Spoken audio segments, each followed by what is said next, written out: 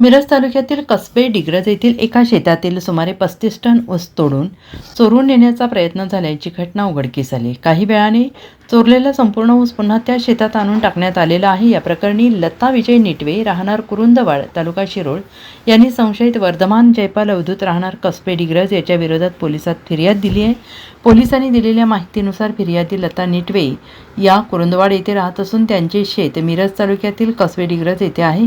त्यांनी शेतात ऊसाची लागवड केली होती। दिनांक 17 डिसेंबर रोजी त्यांच्या शेतातील सुमारे 35 टन ऊस तोडून चोरून नेण्याचा प्रयत्न झाला। काही वेळाने चोरलेला ऊस पुन्हा शेतात आणून टाकला गेला, परंतु ऊस तोडल्यानंतर पडून राहिल्याने सुमारे 1,19,000 रुपयांचे नुकसान झाले।